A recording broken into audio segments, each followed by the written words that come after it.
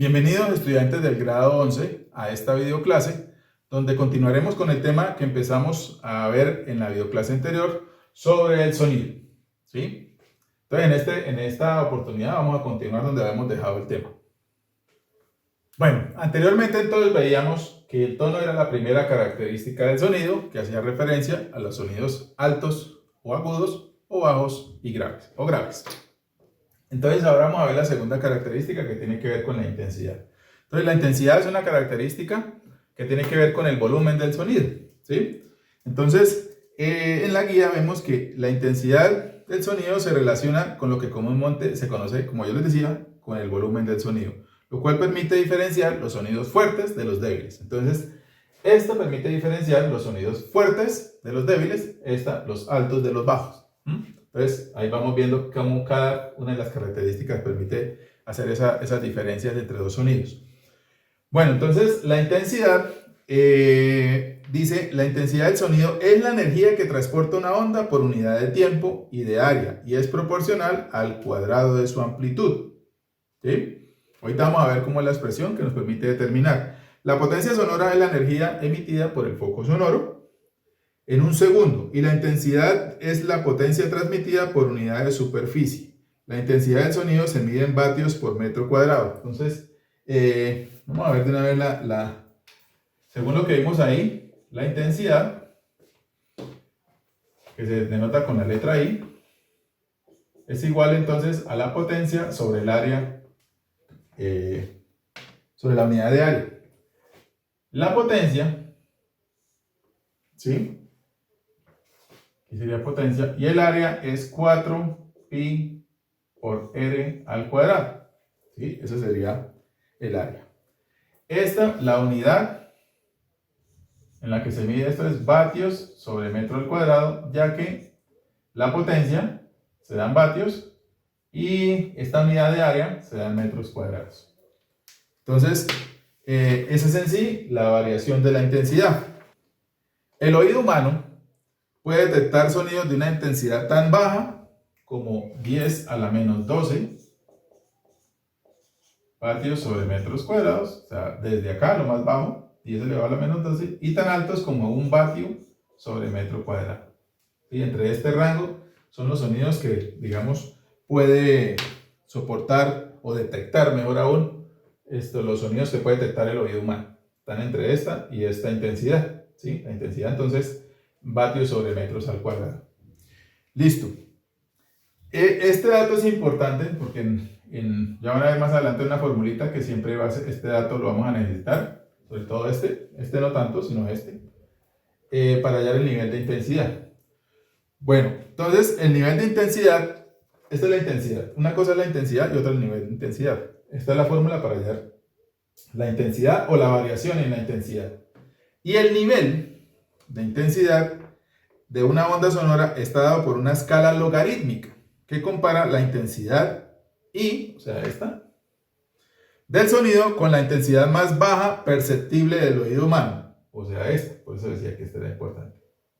Y se expresa como, entonces, esta es la intensidad. Y el nivel de intensidad, que esa fórmula la tienen ahí en la guía, es beta es igual a 10 decibeles, que son las unidades con las que se mide el sonido. Decibeles por el logaritmo en base 10 de I sobre IC. Esta formulita, ¿sí? Así como esta es de la intensidad o la variación de la intensidad, esta formulita es del nivel de intensidad. Entonces no hay que confundirlos y saber que nos está preguntando un ejercicio. Nivel de intensidad. Listo. Entonces, esta ahí, de acá, es la intensidad que la determinamos con esta fórmula, ¿sí? Y esta I0, como decía ahí la definición, es la intensidad más baja perceptible al oído humano, que la acabé de borrar por acá, que es 10 a la menos 12 vatios sobre metros cuadrados. O sea, este dato siempre va a ser este, ¿sí? El que va a cambiar aquí es esta I. Este 10 es de la fórmula, entonces todo esto es de la fórmula. Pero la I sí depende de la potencia y el área. Entonces, en un ejercicio siempre vamos a tener, para hallar esto, vamos a tener que hallar esto, porque 10 ya lo sabemos porque lo tiene la fórmula. Y esta intensidad inicial o intensidad más baja perceptible por el oído humano es esta, ¿sí? Que es la que ya conocemos, o sea, por eso este dato hay casi que hay que aprenderse. Bueno, entonces dice en la fórmula I, es donde I0 es la intensidad correspondiente a la que tienen ahí, e I es la intensidad del sonido a la que nos referimos. El nivel de intensidad se expresa en decibeles y se denota con, o sea, esto, la unidad de esto es decibeles, ¿sí? O sea, esto siempre, perdón que lo voy a poner por acá, nos va a dar en decibeles. Esa es la unidad del nivel de intensidad. Este es el nivel de intensidad. Bueno, aquí podemos ver una tablita que aparece ahí en la guía, en la que vemos según el sonido, lo que produce el sonido, qué intensidad produce y el nivel de intensidad. Entonces podemos ver el motor de reacción, el umbral de dolor, vamos a ver qué es eso, un automóvil sin silenciador, una fábrica con máquinas, conversación en voz alta, biblioteca tranquila, susurro, umbral de audición, 10 a la menos 12. Y el nivel de intensidad sería 0. Bueno, vamos a ver entonces qué es eso. Los sonidos con intensidades muy altas, ¿sí? Los sonidos con intensidades muy altas que son sonidos entre, según dice ahí, 120 decibeles y 125 decibeles, producen dolor y daños en el oído. Ahí donde hablamos acá del umbral de dolor. Al igual que algunos niveles bajos, 95 decibeles y 90 decibeles, que dañan el oído si es expuesto por mucho tiempo. Bueno, entonces ahí es donde hablamos de esa parte. Luego vamos a ver lo de que es la variación de la intensidad. Dice, existen dos factores que influyen en el aumento o en la disminución de la intensidad. El medio de propagación y la distancia a un foco emisor. El medio en el cual se propaga el sonido disminuye su intensidad, puesto que él absorbe energía. Por otro lado, la intensidad de un sonido disminuye si se aumenta la distancia con respecto al foco emisor o fuente. Cuando el foco emite un sonido, este se propaga en todas las direcciones, produciendo un frente de onda esférico. Entonces, como el frente de onda es esférico, por eso aquí en esta fórmula aparece 4pi por r cuadrado, ¿sí? Bueno, vamos a ver entonces acá una figura, ¿sí?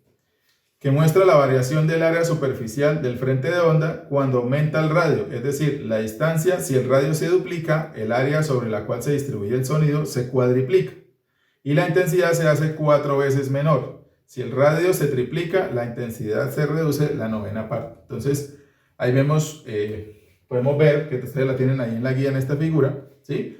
Cuando tiene el radio es R, ¿sí? Una distancia cierta R, vemos que le corresponde un área de un solo cuadrito. Ya cuando vemos que el radio se duplica, ¿sí? Ahí donde aparece 2R, y vemos acá que en 2R son 4 cuadritos, o sea, el área se cuadriplica, ¿sí?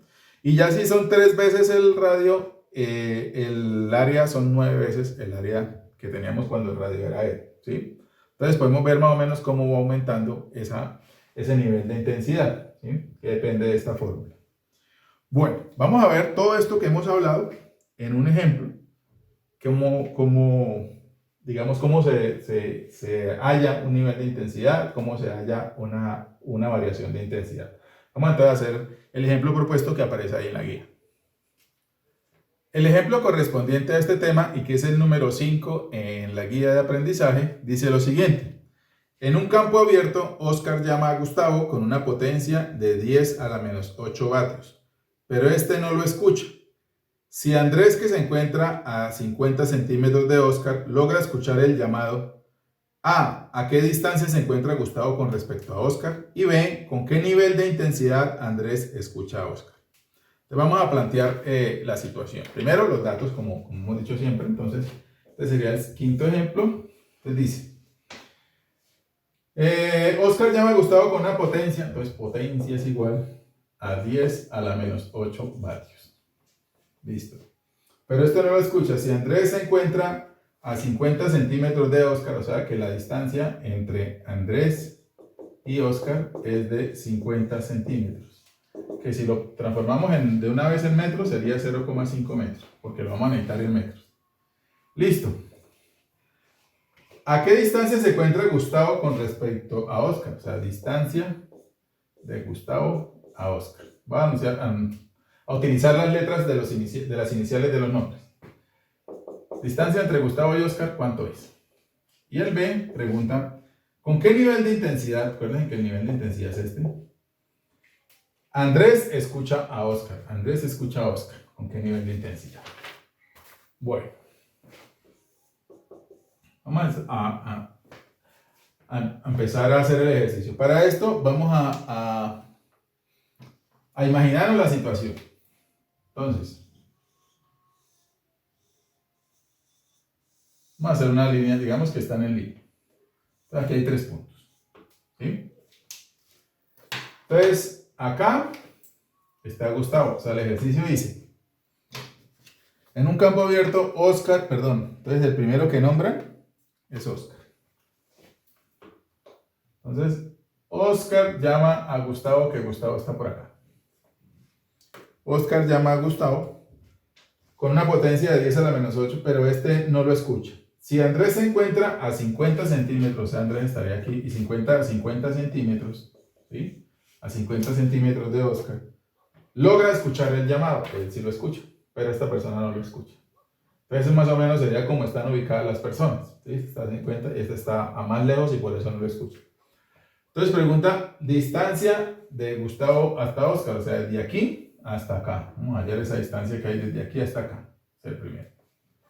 Bueno, ¿y cómo hallamos esa distancia? Si el único dato que tenemos, aparte de esto, pero como vamos a hallar esta distancia, pues bueno, que también sirve, pero en este caso va a ser diferente. El único dato que tenemos es la potencia. Entonces, ¿cómo podemos resolver eso? Entonces, recuerdan que había una fórmula que decía que la intensidad es igual a la potencia sobre el área. ¿Sí? Y que la potencia, entonces aquí había potencia, y que el área era 4pi por r cuadrado. Bueno, me están preguntando una distancia. En esta fórmula, ¿en dónde aparece distancia? Pues aunque no aparezca ahí, la D como tal, si hay una distancia. La distancia, acuérdense que los sonidos se emiten en forma circular, ¿sí? Las ondas van así en forma circular. Entonces, si yo trazara una circunferencia acá y otra circunferencia acá, esta distancia le corresponde a el radio, ¿sí? Si tuviera una distancia acá, o sea, un sonido, que al llegar a Gustavo es un círculo, una circunferencia, perdón, es una circunferencia. Esa circunferencia tiene un radio, que es la distancia de la línea recta que va desde aquí hasta acá, ¿sí? Que es este radio. En sí, entonces, lo que tengo que hallar es este radio. Entonces, de ahí esa fórmula voy a despejar el radio. Entonces, este radio del cuadrado que está aquí dividiendo va a pasar aquí a multiplicar. Por I igual, entonces aquí me va a quedar P sobre 4pi. Y luego, la intensidad va a pasar a dividir. Entonces, quedaría 4pi por la intensidad. Y como este está al cuadrado, entonces para despejar ese cuadrado tengo que sacar raíz cuadrada a lo que está al otro lado de la igualdad. Listo. Ahí tendría yo despejado el radio, que es la distancia que tenemos entre Oscar y Gustavo. Bueno, vamos entonces ahora a reemplazar los valores. Entonces tenemos que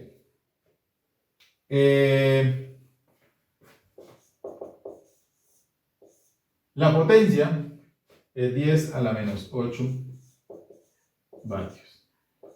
4pi por la intensidad. Entonces, ¿cómo sabemos cuál es esa intensidad? ¿Sí? ¿Qué intensidad vamos a colocar ahí?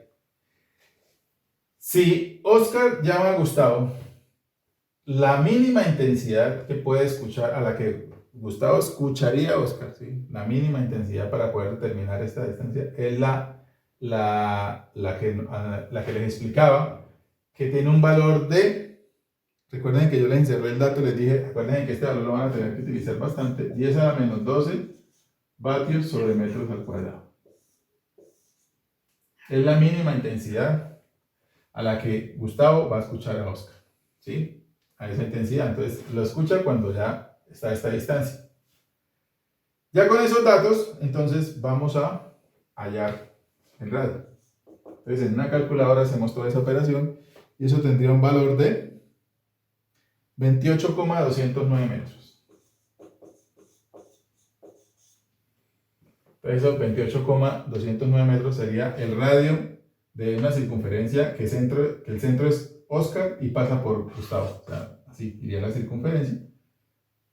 Entonces es de ese radio, perdón, de esa circunferencia, este sería el radio, que sería esta distancia. Que entonces sería la distancia entre Oscar y Gustavo, que es la que me estaba preguntando acá. ¿Sí? Listo. Ese sería el punto A del ejercicio. Espero pues haya quedado claro. Lo único de pronto es acá y que está ahí va a ser este valor. ¿Sí? Bueno, el punto B nos pide ya el nivel de intensidad con la que Andrés escucha a Oscar. ¿Sí? Aquí ya no interviene Gustavo, sino solamente vamos a tener en cuenta esto de acá. Bueno.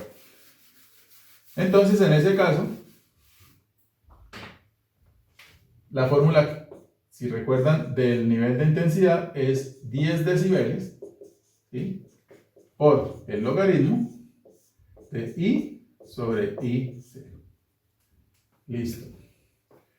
Bueno, esta I0 es la de 10 a la menos 12 que aplicamos cuando hallamos en la fórmula.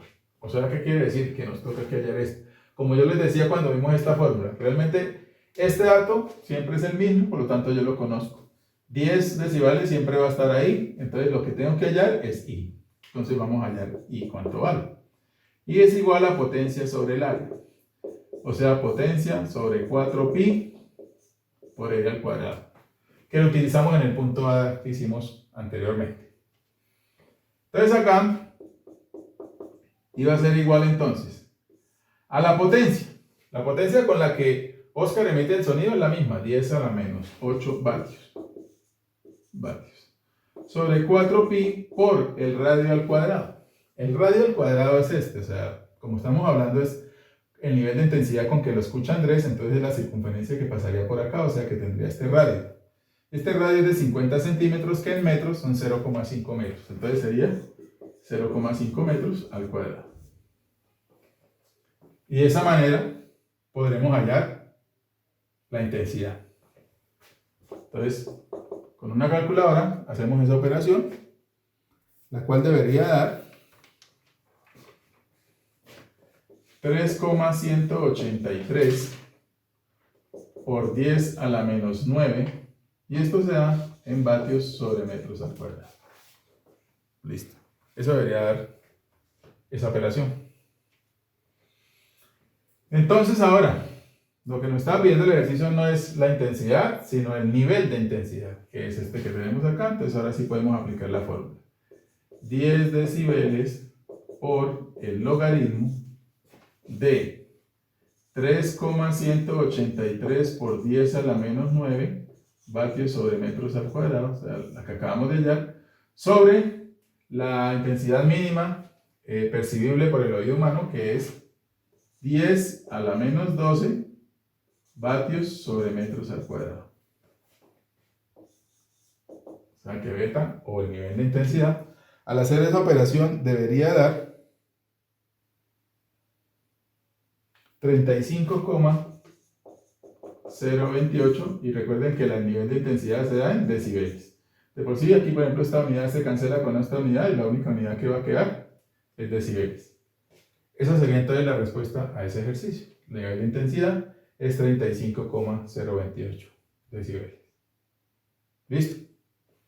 Espero pues haya quedado claro y haya quedado comprendido. Si no, pues como siempre pueden, los que tengan la facilidad de ver estas videoclases, volver a repetir el video, a ver en qué parte de pronto no les quedó tan claro. Entonces ya terminando este quinto ejercicio, vamos a continuar con el tema, ya con la parte final de esta videoclase. Bueno, vamos a ver ahora la tercera característica del sonido, ¿sí? Ya habíamos visto que era el tono y que era la intensidad, ¿sí? Que el tono, repasamos, diferenciaba los sonidos altos de los sonidos bajos, altos o agudos, o bajos o graves. La intensidad, los sonidos fuertes de los sonidos débiles. Y falta la última, que es el timbre, ¿sí? Entonces, ¿qué será el timbre? El timbre es cuando, por ejemplo, uno escucha a una persona de lejos y uno puede identificar a esa persona que si le habla otra persona. ¿Qué es lo que me permite identificar la voz de una persona con la otra persona? No es porque una persona esté hablando más alto o esté hablando más bajo, o porque una persona esté hablando más fuerte o esté hablando más débil, sino el timbre, ¿sí? El timbre son unas características especiales que permite identificar algún sonido.